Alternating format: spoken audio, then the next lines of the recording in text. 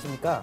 오늘부터 생존의 비밀로 여러분을 찾아뵙게 된 윤석현이라고 합니다. 지금 대전 유성구에서 가정의학과 의원을 개원을 해서 환자를 보고 있는데요. 요즘 그 중국에서 심심치 않게 조류독감이 다시 시작이 되고 있다는 이제 그런 얘기들이 이제 많이 나오니까 어머님들이 이제 예방 접종을 위해서 저희 병원에 올 때 여러 가지들 많이 물어보십니다. 그래서 사스도 예전에 돌았고 신종플루도 돌았는데 이번에 이제 중국에서 또 조류독감이 돈다고 하는데 원장 선생님 도대체 어떻게 될 것 같습니까? 그럼 이제 그렇게 물어보시면은 제가 또 거꾸로 물어봐요. 그러면 어머니께서는 앞으로 어떻게 되실 것 같습니까? 그러면 거의 이구동성으로 다 하시는 말씀이 지금보다 뭔가 더 커다란 그런 전염병이 오지 않을까 그렇게 생각이 된다고. 그러면 제가 말씀드리죠. 맞습니다, 어머니. 전문가들께서도 지금 이렇게 오고 있는 그런 그 전염병이 주기적으로 계속 오는데 앞으로 더 커다란 것이 올 거라고 얘기들을 합니다. 그럼 맨 마지막에 물어보십니다. 그럼 원장님 그러면 어떻게 해야 돼요? 어떻게 해야 되느냐? 그래서 생존의 비밀 이 책을 그래서 읽어볼 이유가 있게 되는 거죠. 자, 그러면 생존의 비밀이라고 딱 했을 때 우리가 제일 먼저 떠오를 수 있는 부분이 있습니다. 뭘로부터의 생존의 비밀일까요? 지금 21세기는 여러 가지 위기 상황에 많이 처했다고 그러거든요. 그래서 우리가 사회에서 이렇게 살면서 생존, 양육강식의 이런 사회에서 살면서의 생존이 될 수도 있고, 또 지금 자본주의가 어떻게 보면 총체적인 위기로 자본주의의 뭐 붕괴라는 그런 새로운 문명으로의 그 전환이라는 그런 얘기도 있는데, 그러한 경제적인 위기에서의 생존이 될 수도 있고, 또 그 지금 뉴스에서도 간혹 나오고 있지만 북한에서 핵전쟁이 일어날 수 있다고 하는 그런 핵 위협들을 이렇게 얘기를 하고 있습니다. 그런 전쟁으로부터의 생존의 문제도 될 수 있고, 또 우리가 이제 그 화산이나 지진, 여기서는 이제 해일이나 쓰나미 같은 그런 자연재해로부터의 생존이 될 수도 있고요. 그리고 우리가 실질적으로 경험을 하고 있는 그런 전염병의 그러한 위기로부터의 그 생존의 비밀이 될 수 있습니다. 이 책에서는 실질적으로 현대 문명을 총체적으로 무너뜨리는 질병 대란이 몰려온다 해서 질병 대란에 대한 위기로부터의 생존의 비밀을 얘기를 하고 있죠. 하지만 우리가 인생을 살다 보면 어떻습니까? 좋은 일은 따로따로 와도 안 좋은 일은 같이 몰려온다고 하잖아요. 실질적으로 전염병은요, 문명의 전환기에서 전쟁과 자연재해와 항상 함께 오는 경향이 있습니다. 그렇기 때문에 실질적으로는 서로 다른 문제인 것 같지만 실질적으로 나타날 때는 이런 모든 문제점이 하나로 뭉쳐서 그 정점으로 질병 대란이 우리에게 오게 되는 것입니다. 그래서 앞으로 하게 될 내용들이 바로 이러한 내용들이 될 것입니다.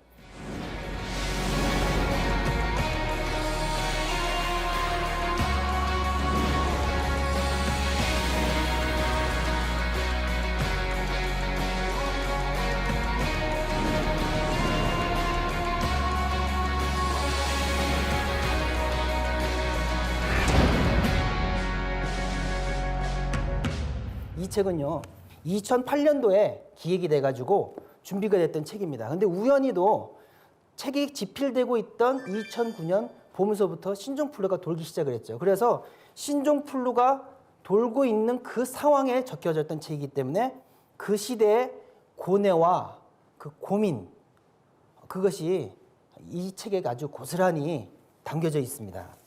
그리고 이제 글은 다음처럼 이제 또 시작이 됩니다. 질병으로 사랑하는 가족을 잃게 되면 우리의 평온한 일상은 무너지고 가정의 기반이 송두리째 흔들린다.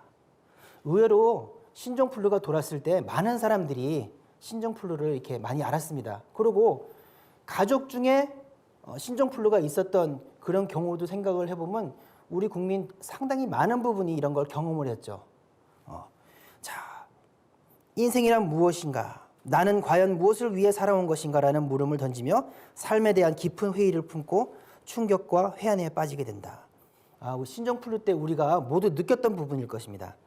자, 그런데 이런 전염병과 관련된 그런 공포라든지 그러한 그 아픔이라고 하는 것은 비단 21세기에 살고 있는 우리만 겪는 것이 아니었습니다.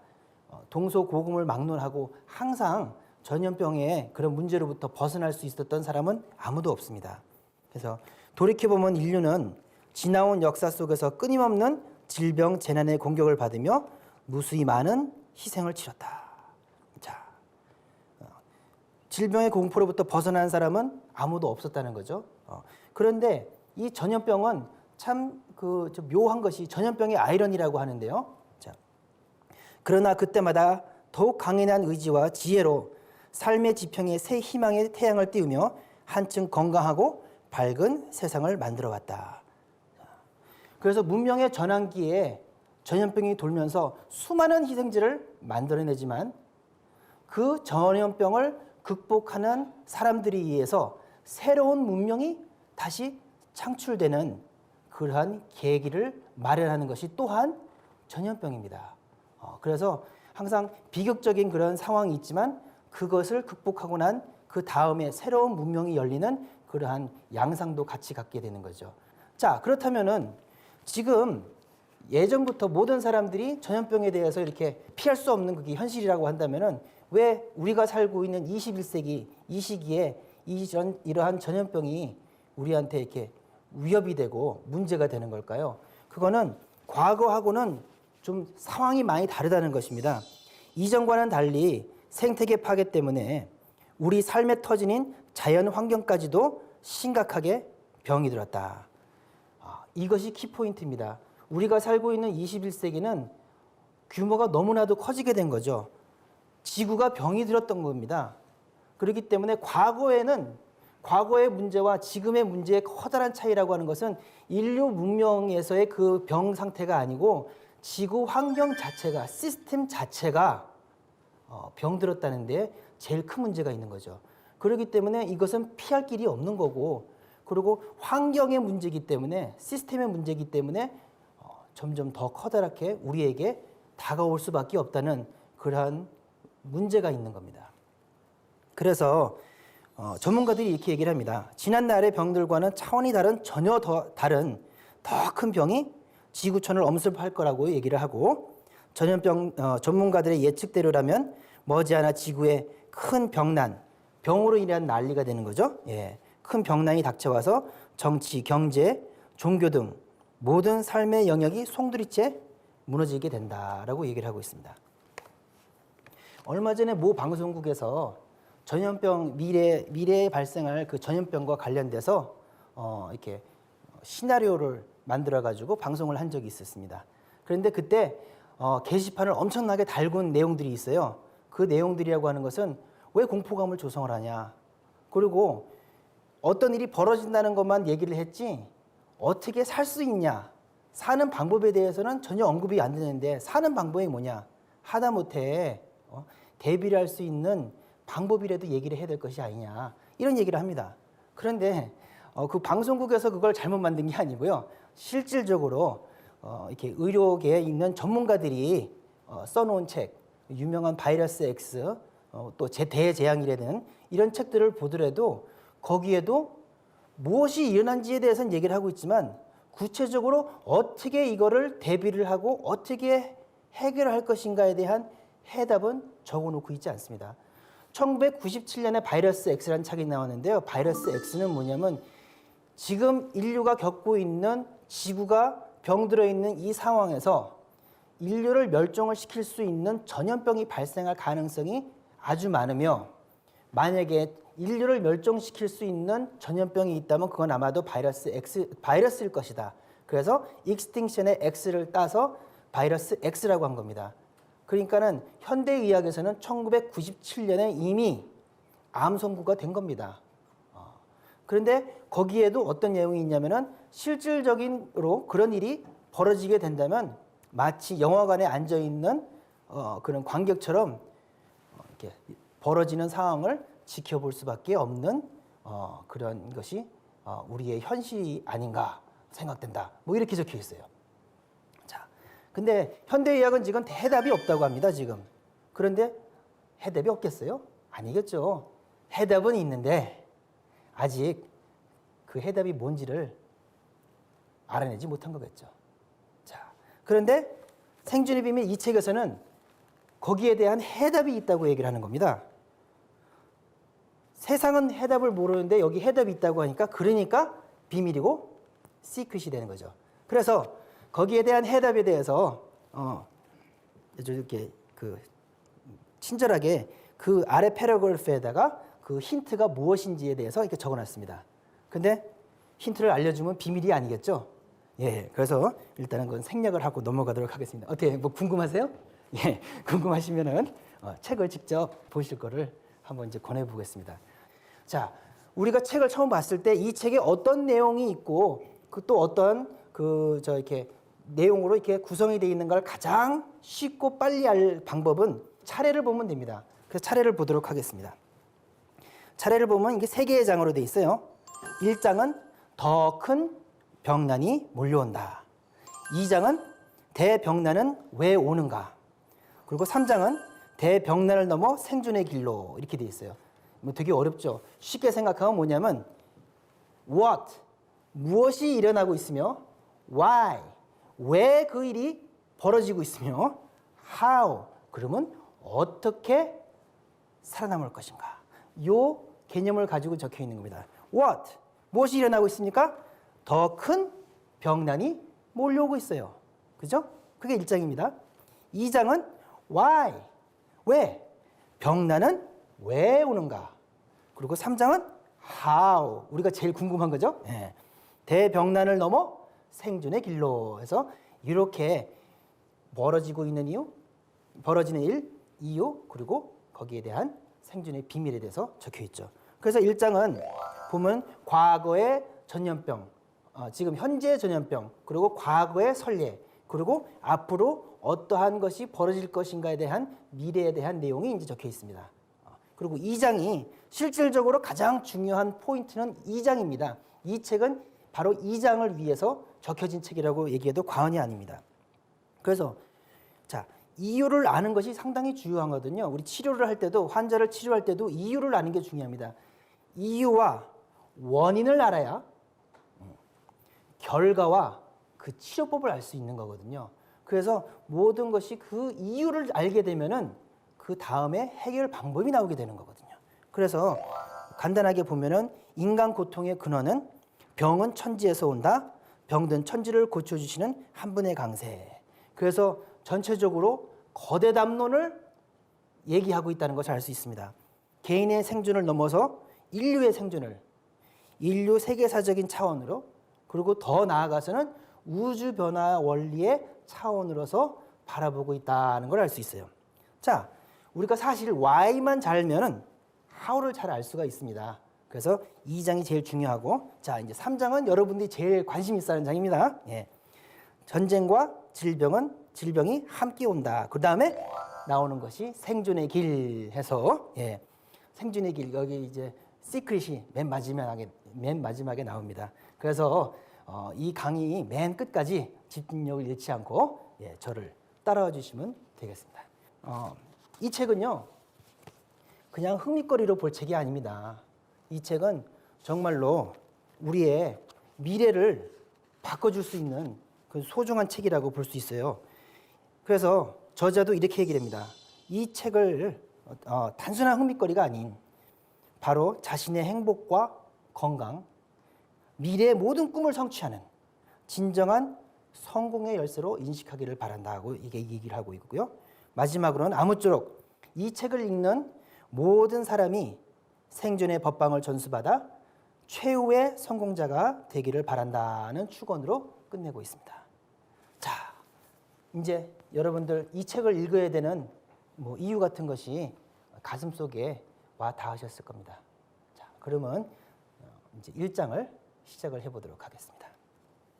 보편적으로 인간이라면은 누구나 예외 없이 겪을 수밖에 없는 그런 법칙이 있습니다. 그것은 생, 노, 병사입니다. 이 생로병사의 법칙을 벗어날 수 있는 인간은 여태껏 한 명도 없었죠. 그런데 이 늙어가는 과정이라는 것은 어떻게 보면은 슬프지만 자연스러운 그런 과정입니다. 그래서 늙는다는 것은 비극이 아닙니다. 그래서 연세가 90이 되신 어르신께서 이제 늙어가셔서 이제 돌아가실 때가 가까워지게 되면은 그걸 지켜보는 그런 자제분들이 물론 가슴은 많이 아프지만 그렇게 연세가 드셔서 돌아가시는 경우에는 비극이 아니기 때문에 그걸 호상이라고 합니다. 그래서 장례식에 가서 이렇게 막 슬프게 울고 하면은 예의에 벗어난다고 얘기를 하죠. 그래서 90세까지 사셨다가 돌아가시면 천수를 누리셨다. 그래서 인생을 참 착하게 잘 사셨나 보다. 이제 이렇게 얘기를 합니다. 그래서 괴롭긴 하지만 자연스러운 과정이라는 거죠. 하지만 생로병사의 병이라고 하는 것은 이거는 본인의 운명을 다 펼치지 못하고 갑작스럽게 운명을 달리하는 겁니다. 더군다나 젊은 사람이 자신의 꿈도 펼쳐보지 못하고 병이 걸려서 갑작스럽게 사망하게 되는 것은 당사자에게도 엄청난 비극이죠. 하지만 그것을 바라보는 살아남은 자의 그 비극 또한 엄청나게 큰 겁니다. 더군다나 자기의 사랑하는 자식을 먼저 보낸 부모의 입장이라는 것은요, 일평생 그걸 마음속에 묻어놓고 가는 것입니다. 그게 비극이죠. 그런데 이러한 비극이 정점이 바로 전염병인 겁니다. 수많은 젊은 사람들이 자신의 뜻도 펼치지 못하고 사그러져 버리는 그 비극이 바로 전염병이 되는 거거든요. 그래서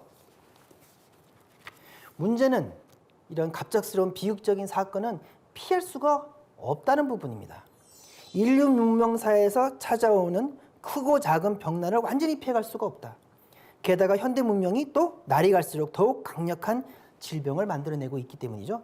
자, 필자는 최근 머지않은 장래에 또 다른 변종 바이러스가 창궐하여 최악의 시나리오가 현실화될 수도 있다는 전문가들의 경고를 들으면서 또 국가 재난 상황으로까지 선포된 신종 사태를 지켜보면서 이 책이 쓰여진 그 당시의 그 느낌이죠. 그런 상황에서 이것이 먼 나라의 이야기만이 아님을 절감하였다. 그리고 다가오는 문명의 위기와 질병의 문제에 대해 심각하게 고민하게 되었다. 이 저자분의 그 비장함, 그 사명감이 이렇게 느껴지는 이제 그런 부분들입니다. 자, 그러면서 그 다음에 이렇게 나오는 내용은 거기에 대한 그 회상과 같은 이제 그런 형식으로 나오게 되고 PPT를 보면서 설명을 하도록 하겠습니다. 자, 신종플루입니다. 신종플루가 처음 발생했던 건요, 2009년 2월 달에 멕시코 베라크루즈라고 하는 바로 이 위치죠. 멕시코 시티 바로 옆입니다. 여기에서 발생을 했는데 그 첫 환자는 4살 난 어린 에드가 헤르난데스라고 하는 그런 어린 아이였어요. 그리고 그 당시에 그 근처에 있던 양돈 그 공장이 있었는데 거기서부터 이렇게 전염됐던 것이 아니냐라는 그런 얘기가 있었는데 당시 인터뷰를 한번 확인을 해봤더니 이 꼬마 친구가 본인은 그 무서운 신종플루가 왔을 때 아이스크림을 먹으면서 그 무서운 거를 극복을 해냈다. 뭐 이제 이런 인터뷰를 했다고 그래요.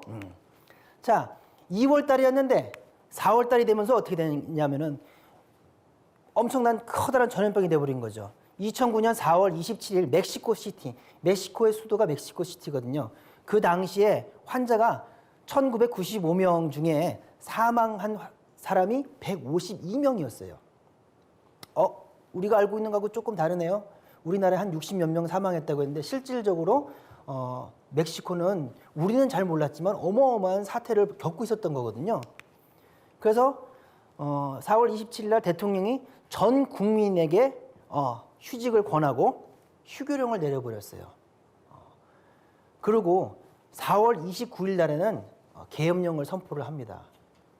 엄청난 일이 벌어진 거죠. 하지만 그 당시 때까지만 해도 팬데믹으로까지 이렇게 커다랗게 번지진 않았어요. 미국에도 좀 전염이 되긴 했지만 그렇게까지 크진 않았습니다. 하지만 멕시코 자체는 어마어마했죠. 그래서 이게 가장 상징적인 사진이라 이게 갖고 왔는데 심지어 사랑하는 사람이 이렇게 사랑을 나눌 때에도 마스크를 쓰고 해야 될 정도로 그 상황이 되게 심각을 했었던 거죠. 자, 그런데 그 당시에 우리나라의 상황은 어땠었느냐? 대한민국의 상황. 이런 일이 벌어질지를 전혀 상상을 못했던 거죠. 그래서 국가예방보건사업 예산을 삭감을 했어요. 예산이 삭감이 되다 보니까 어떻게 돼요? 백신을 많이 못 만들죠. 그러니까 계절성 독감 백신 생산량이 축소가 되고, 그리고 타미플루 확보를 했어야 되는데 타미플루를 제대로 확보를 하지 못하는 사태가 벌어지는 거죠. 대비를 못한 거예요. 그래서 그러니까 멕시코에서는 독감이 돌고 있다고 이렇게 난리가 난 상황이었는데, 한국은 독감 유료 접종은 올해 실시하지 않습니다. 그리고 밑에 뭐라고 적혀 있냐면 백신량 생산 감소 때문에 이런 일이 벌어지고 있었던 거죠.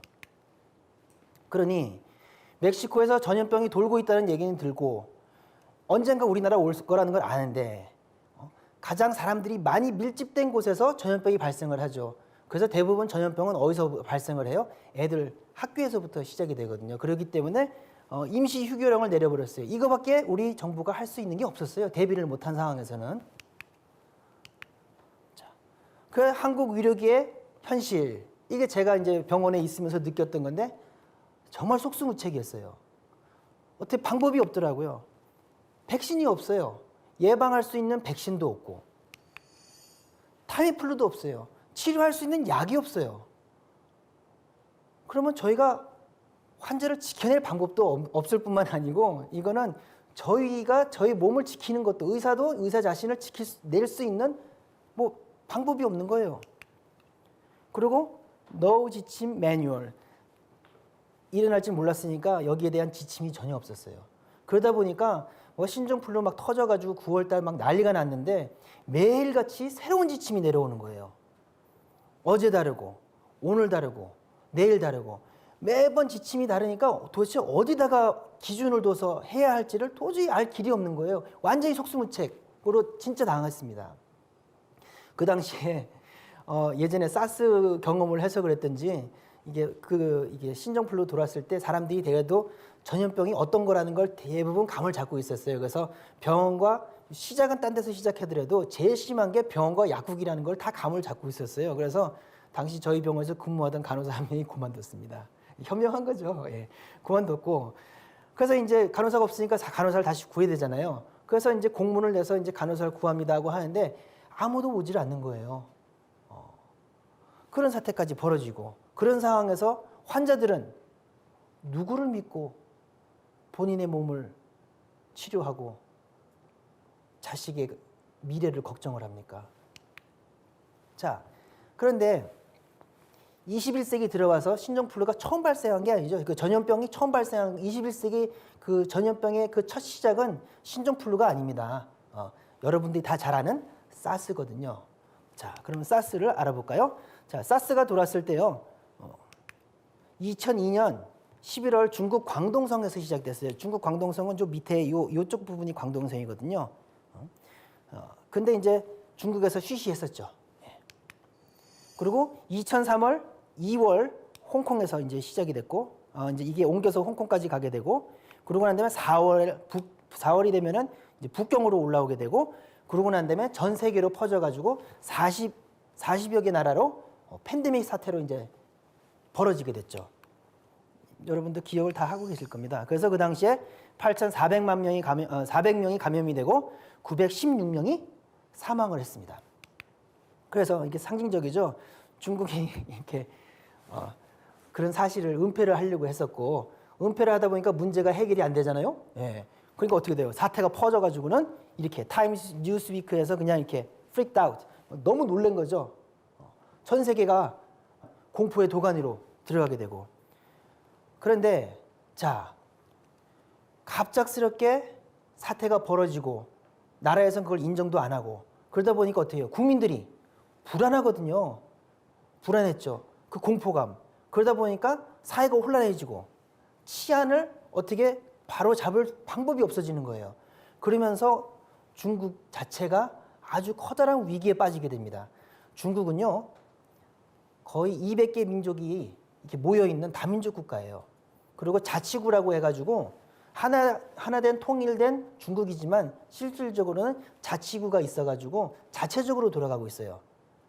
그런데 치안이 바로잡히지가 않고 그런 상황에서 티벳에서 독립운동을 하겠다고 자기네가 독립을 하겠다고 얘기를 하고 티벳이 독립을 하게 되면은 연변 자치구에서도 자기도 독립을 한다고 하고 각 민족마다 다 독립을 하게 된다고 하게 되면은 중국이 한순간에 붕괴가 돼버리는 거거든요. 그러니까 중국 자체가 붕괴가 될 수 있는 위기 상황까지 가게 돼요. 그래가지고 중국에서 계엄령을 선포를 하고 이렇게 그냥 강제 집행을 했죠. 강제 집행했는데 인권적인 문제는 있었겠지만 어쨌든 그렇게 해서였든지 어쨌든 사스가 바로 잡혔습니다. 그러니까 병으로 인한 난리가 난 거죠. 예. 자, 그래서 사스는 우리 일반 대중들까지도 전염병으로 사람이 죽는 것만의 문제가 아니구나. 그것에 의해서 사회적으로 파급되는 효과, 사회적으로 나타나는 병리 현상이 더 클 수가 있구나 하는 그 병난에 대한 개념을 처음으로 인식하기 시작하죠.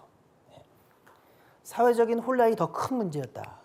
그래서 공포에 따른 민심의 동요, 그리고 당연히 제대로 경제 활동이 될 수가 없죠. 그러다 보니까 사회 경제적으로 이게 파탄이 나게 되고, 그리고 국가 존폐 위기까지 빠지게 된 겁니다. 자, 그런데 그 당시에 사스가 어마어마하게 그런 큰 병난으로 우리에게 다가왔는데 전문가들은 no. 앞으로 더 커다란 게 올 것이다. 사스하고 비교할 수도 없는 더 커다란 문제가 내재돼 있다. 이제 이 얘기를 하는 거예요. 치사율이 훨씬 높은 조류독감이 발생한 가능성이 있다. 이렇게 얘기를 합니다. 자, 그러고 난 다음에 1년 뒤에 조류독감이 돌았어요. 자, 그 당시에 보건복지부에서 우리 의사들 그 전염병 교육을 위해서 보내줬던 그 자료입니다. 자, 어떻게 그런 일이 벌어질 거라는 걸 알 수 있을까요? 앞으로 조류독감과 같은 더 커다란 게 올 거라는 걸 어떻게 예측을 할 수 있었느냐? 그건 과거 선례를 보면 알 수가 있는 거거든요. 과거 선례를 보게 되면 1947년에도 독감이 돌았고 1889년에도 돌았고 1918년에도 돌았고 1957년에도 돌았고 1968년에도 돌았고 쭉 해서 보니까 아하 30년 40년 주기로 독감이 오는구나. 이걸 알게 된 거예요. 근데 최근 35년 동안 대유행이 없었어요. 차라리 좀 있었으면 그럼 나머지 30년 뒤이겠지라고 할 텐데 35년이 되도록 대유행이 없었어요. 자, 그래서 그 당시에 우리 의사들한테 이렇게 교육을 시켰어요. 대유행 임박 근거는 아직 정황적인 수준이다. 그렇지만 신종 바이러스가 인체 감염 발생 간격이 점점점 감소하는 거예요. 이게 지금 불안했던 거죠. 97년에 6명, 2003년, 2004년 계속 짧아지는 거예요. 그래서 인체 감염 발생 국가 및 사망자 수도 증가를 하는 거죠. 그러니까 예측을 한 거죠. 그래서 생존의 비밀에서는 이 부분을 이렇게 멋지게 차트로 해서 정리를 하고 있습니다. 그런데 보면 2009년 돌았던 거죠. 그러니까 이미 이런 일이 벌어질 거라는 것을 예측을 하고 있었던 겁니다. 예. 자, 그래서 이분은 고 이종욱 세계보건기구 사무총장 6대 사무총장님이셨죠. 예. 자, 이분이 어떤 말씀을 했는지 책을 직접 보고 읽어드려 보도록 할게요. 당시 세계보건기구 사무총장 고 이종욱 박사는 이 세계가 직면한 가장 심각한 건강 위협은 조류 인플루엔자다. 지금도 바이러스의 변종이 무섭게 이루어지고 있다. 조류 인플루엔자 바이러스가 공기를 통해 인간에서 인간으로 전염되는 변종이 되는 것은 오직 시간 문제일 뿐이다 라고 경고하면서 대유행은 필연적이고 불가피하다 이렇게 얘기를 했습니다. 그리고 변종이 출현하여 대유행으로 확산될 경우 1억 명 이상이 사망할지도 모른다며 철저한 대비책을 마련할 것을 강력하게 호소하였다. 이렇게 얘기를 합니다. 자, 그래서 이분의 아주 유명한 얘기가 있어요. 무슨 얘기냐면 양치기 소년의 교훈입니다. 우리가 양치기 소년의 교훈하면 뭘 생각을 합니까? 뭐 생각합니까? 양치기 소년의 교훈은 뭐죠? 거짓말하지 말라는 거죠. 예. 그런데 이종욱 사무총장님께서는 다르게 봤어요. 뭐라고 얘기했느냐? 속아라. 속아라. 끝까지 속아라. 왜? 밖에 늑대가 있는 것이 현실이기 때문에. 자, 미래를 대비하는 사람이, 미래를 대비해야 되는 단체가 미래에 일어날 그러한 것을 대비를 하지 않는다면은, 아유, 뭐, 사람들이 거짓말쟁이라고 하니까 또 저 독감도 안 돌았고, 뭐, 이제 거짓말쟁이라고 하니까, 아, 나 그 얘기 듣기 싫어서 못 해먹겠다 해가지고는 미래를 대비를 하지 않는다고 하면은, 그걸 뭐라고 얘기를 하죠? 그건 직무유기라고 하는 겁니다. 대비를 하는 사람은요, 대비를 해야 되는 단체는 24시간 내내 대비를 해야 되고, 오늘도 발생할 수 있고, 내일도 발생할 수 있고, 항상 내일이면은 이런 일이 발생할 수 있다는 것을 현실로 받아들이고 대비를 해야 되는 겁니다. 근데 우리 나라는 그 당시에 어땠어요? 예, 그 어떻게 보면 거짓말쟁이라는 소리가 듣기가 싫었었던지 그 대비하는 마음에 방심이 생겼죠. 그러다 보니까 어떻게 돼요? 크게 당한 겁니다. 대비라는 건 이런 거거든요. 예. 자, 그런데 이 책에서는 1억 명이라고 나와 있어요. 그렇지만 실질적으로 전문가들은 얼마를 생각을 하고 있었냐. 도저독감 변종 수년내 세계 강타할 때 10억 명이 숨질 수도. 그렇죠?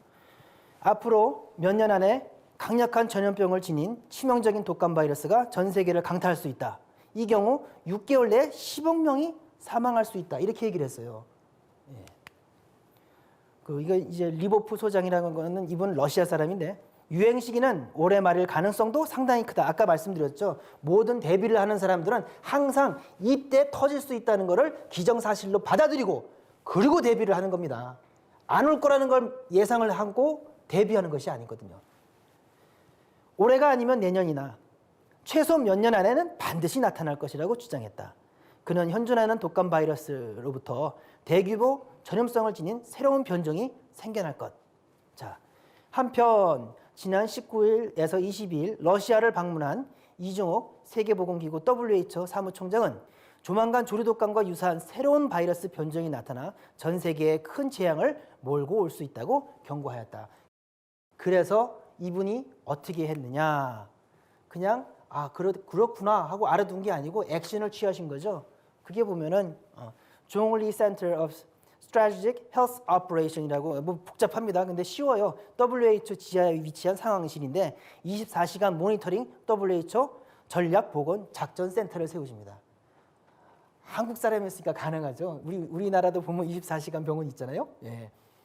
24시간 동안 전 세계에 창고라는 그 전염병을 모니터링을 하는 그런 시스템을 만들었어요. 이걸 전 세계에다가 이게 그 보건기구에다가 마련해 놓고, 그리고 그 자료를 줄 수 있는 전 세계의 그 각 수상들이라든지 대통령을 다 만나가지고 설득을 해서 이 시스템을 만든 거죠. 이 시스템을 만드시다가 과로로 돌아가신 거예요. 그런데 이것이 있었기 때문에 2009년 신종플루가 돌았을 때 10억 명이 사망할 것을 1000명 단위로 잡아내린 거거든요.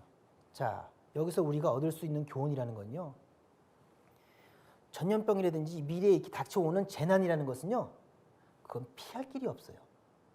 피할 길이 전혀 없습니다. 하지만 우리가 어떠한 마음을 가지고 거기에 대해서 대비를 하느냐에 따라서는 뒤에 나타나는 그 현상이라고 하는 것은, 병난으로 일어나는 그 현상이라는 것은 엄청나게 차이가 나는 거죠.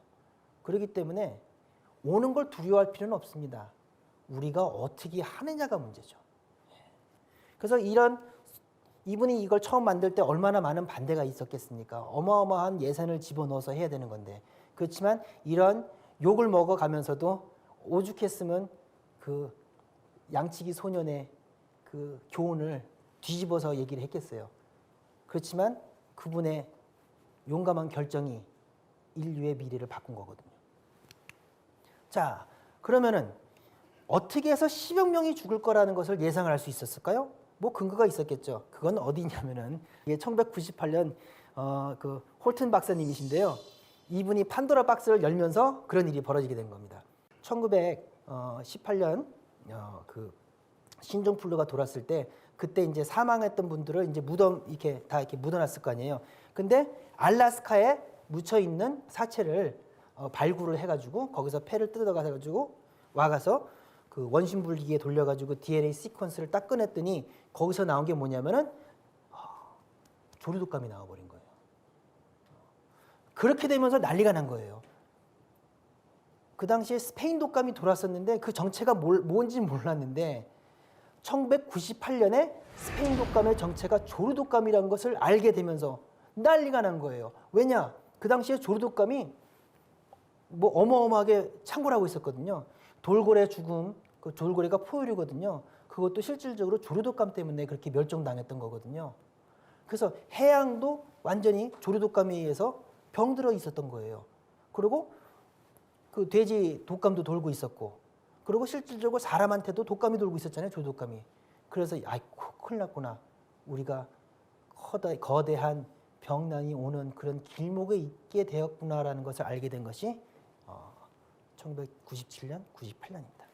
자, 그러면 스페인 독감이 그럼 어떤 경우였던가를 알아보게 되면은 과거의 선례를 보게 되면은 현재를 알 수 있고 현재를 알게 돼서 미래를 예측을 할 수 있는 거죠. 그래서 과거로 떠나는 시간을 가져보겠습니다. 스페인 독감.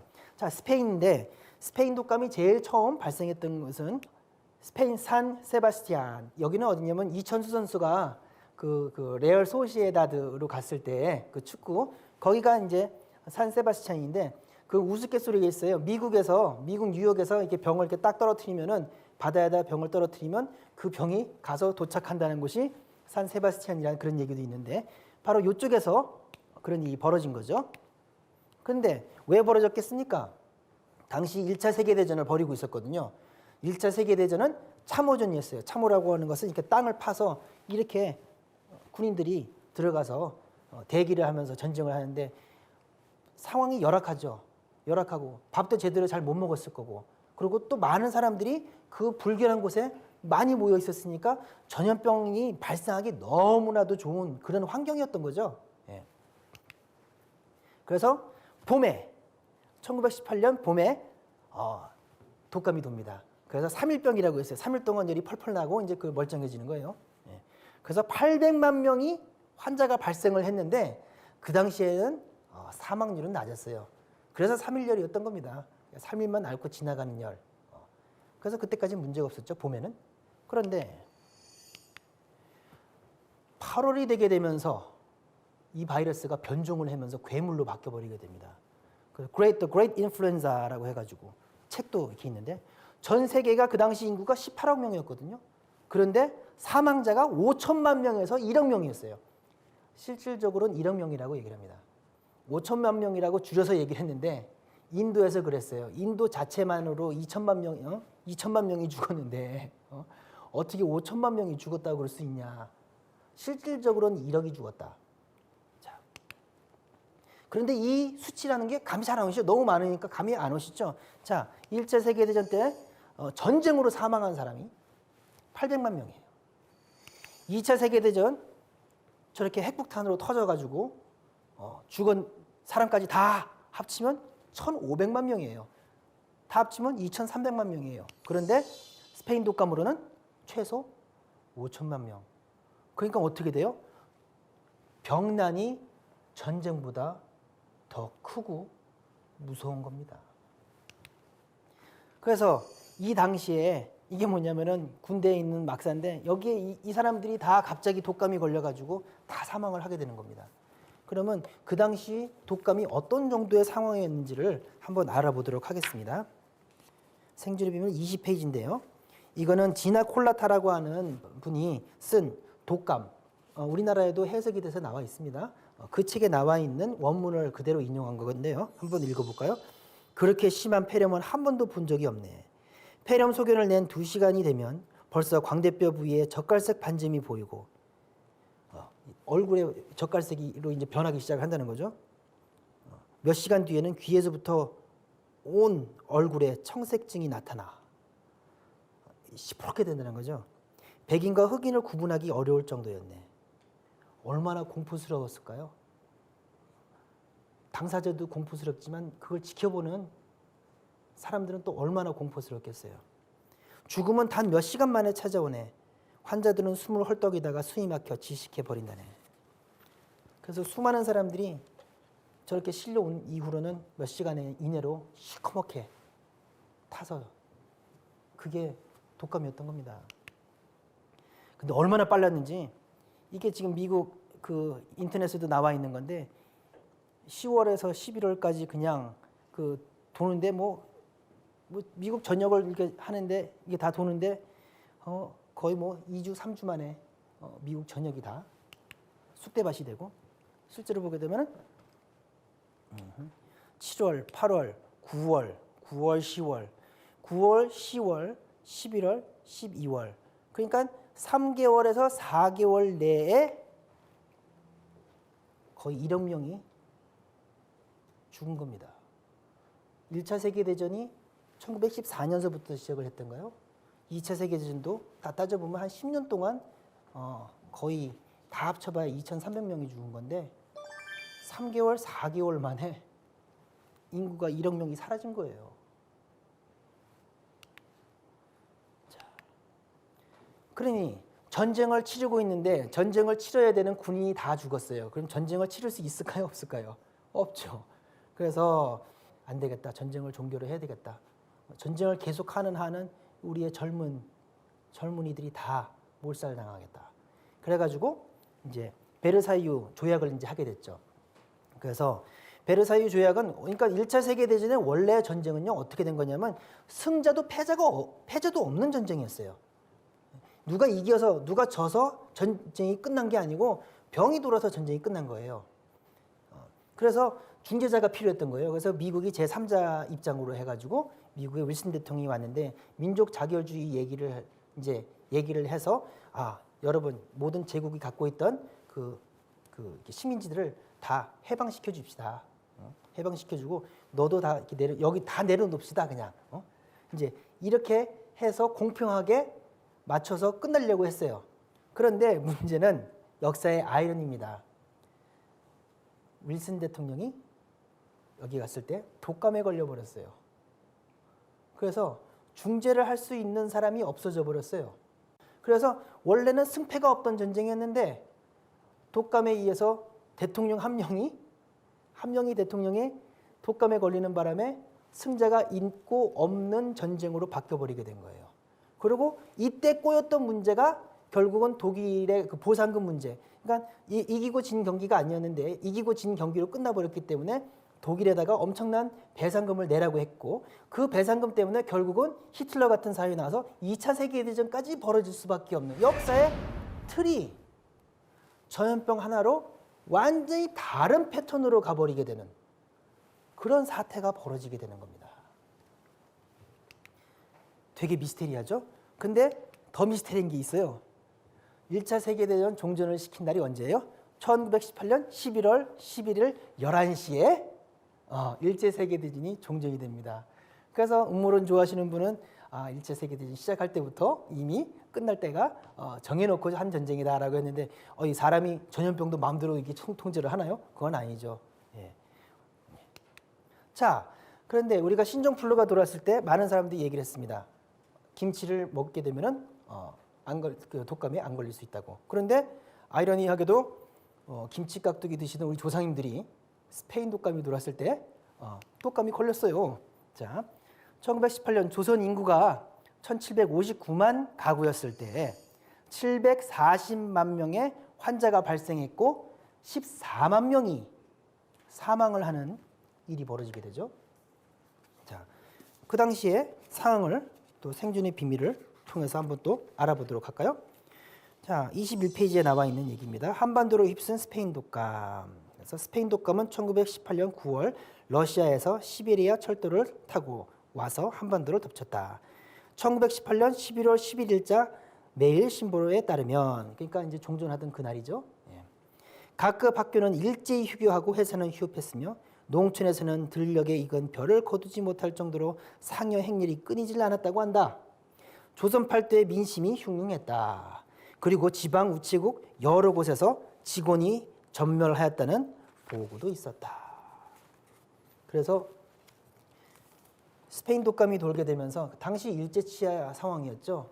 공권력이 완전히 붕괴가 돼버리는 사태가 발생을 하게 됩니다. 그리고 그 당시에도 우리 유명한 백범 김구 선생님께서도 독감에 걸렸다는 그 얘기가 이렇게 백범일지에도 나와 있습니다. 자, 그런데 스페인 독감이 돌았던 게 언제라고요? 1918년이죠. 3.1운동이 벌어진 건 언제예요? 1919년이죠. 그렇습니다. 만약에 이 당시에 스페인 독감이 돌지 않았더라면 어떤 일이 벌어졌을까요? 물론 역사에는 if라는 게 없다고 합니다. 만약에라는 게 없는데 3.1운동이 일어나서 성공할 수 있었던 것은 독감이 돌아서 대한민국에 있던 일본의 공권력이 붕괴가 됐기 때문에 그랬기 때문에 가능하게 된 거죠. 결국은 스페인 독감이 전 세계의 세계사만을 뒤집은 것이 아니고 우리나라의 국운마저도 뒤집어 놓은 겁니다. 자, 이제 정리를 쭉 해볼까요? 자, 20세기에는 전염병이 1918년에 스페인 독감 돌았고 여기서는 얘기를 안 했지만 57년에도 돌았고 1968년에도 아시아 독감, 홍콩 독감에서 또 돌았었습니다. 그리고 21세기에는 2002년 사스가 발생을 했고 8,000명이 감염돼서 900명이 사망하고 2003년에 조류독감이 발생해서 매년 260명씩 사망을 하다가 2009년에 우리가 경험을 해서 아는 신종플루가 발생을 해서 전 세계에서 난리가 나게 된 거죠.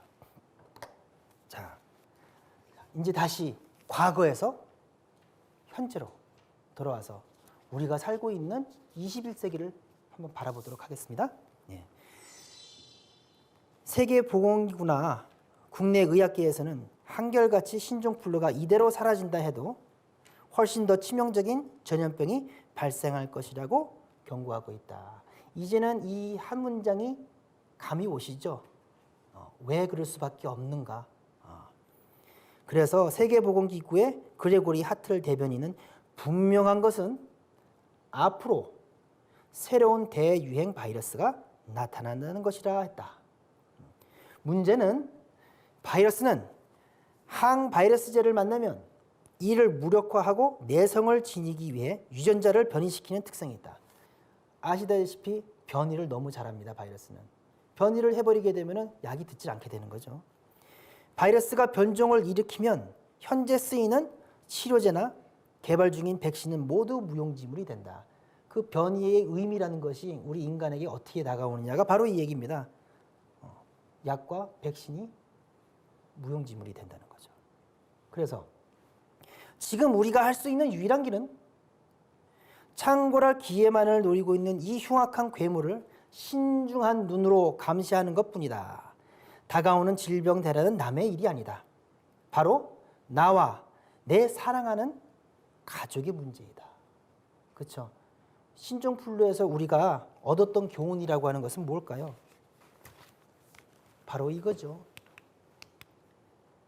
대비의 중요성, 대비를 하고 안 하고의 차이가 얼마나 큰 차이라는 거, 이걸 우리가 직접 경험을 했던 거죠. 그리고 전염병이라고 하는 거는 우리가 전염병 하면 다른 나라에서 벌어진 전염병 할 때 그래 그건 WHO의 문제고 그건 나라의 문제고 뭐 이렇게만 생각을 했어요. 그런데 알고 보니 전염병이라고 하는 것은 나와 사랑하는 내 가족의 문제라는 거, 남의 문제가 아니라는 겁니다. 결국은 나라도 못 지켜줘요. 나와 내 가족을 지키는 거는 오로지 나밖에 할 수가 없는 겁니다. 내 자신이 해야 되는 거거든요. 그래서 내가 공부하고 내가 직접 대비를 해야 한다. 이것이 우리가 신종플루에서 얻었던 교훈입니다. 마지막으로 지금은 병의 대사를 나와 가족과 이웃, 우리 모두의 생존 문제로 절박하게 인식하고 그 해결책을 찾아서 실천으로 옮겨야 할 때이다 라는 글로 글을 마치고 있습니다. 예. 자, 그래서 우리가 현실을 여러 가지 어려운 일들이 많죠. 어려운 현실들을 인정을 하고 나면 맨 마지막에 남는 건 딱 하나밖에 없습니다. 이 상황에서 어떻게 살아남느냐. 그렇기 때문에 21세기의 화두는 생존이 되는 것입니다. 감사합니다.